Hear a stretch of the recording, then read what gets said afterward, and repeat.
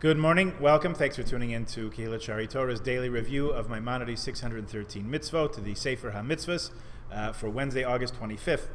Since it is Elul, now we're coming up less than 2 weeks from Rosh Hashanah. We actually start Slichas this Saturday night. Remember, we are sounding the shofar online every day as a reminder to us to awaken from our spiritual slumber and prepare ourselves in any way that needs to be done for the upcoming high holidays.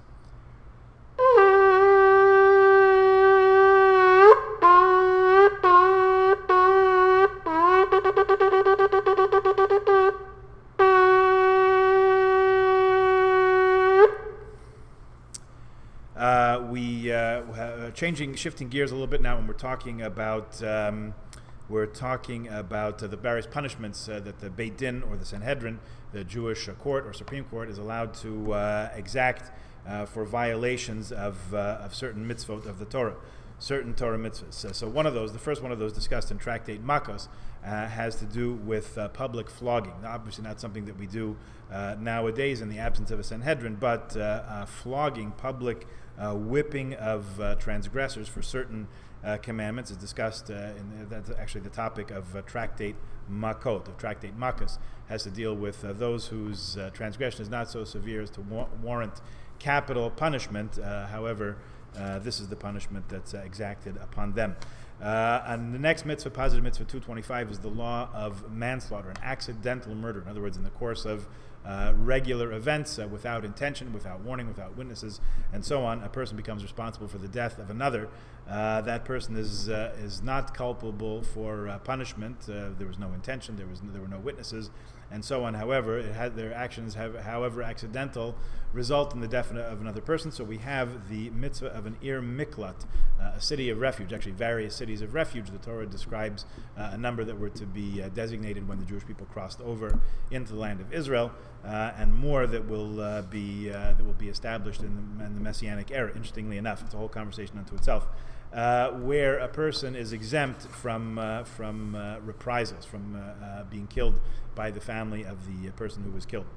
There are four various capital punishments that the Torah prescribes, and these are beheading, strangling, burning, and stoning, each one for various transgressions, and these are described at length in chapter 7 of Tractate Sanhedrin. And hopefully we will get to that tractate in due course of our study, and we'll treat that in proper depth. Mitzvah that we had in last week's parsha, I believe, is the body of certain transgressors to be hanged after execution. In other words, to make a public display of the body, to hang the executed person out as a warning to others. This is the subject of the sixth chapter of Sanhedrin. And the hanging was but to last for a few moments, in the words of that tractate, page 45b. Of course, a person is not allowed to be left hanging overnight. This is sort of a minimum fulfillment of the requirements. Since we're talking about these not such happy events, we'll just finish with this one today. Positive mitzvah 231 is the law of burial. This mitzvah instructs us to bury on the day of execution someone who's put to death by the order of the court. They should surely bury him on the same day.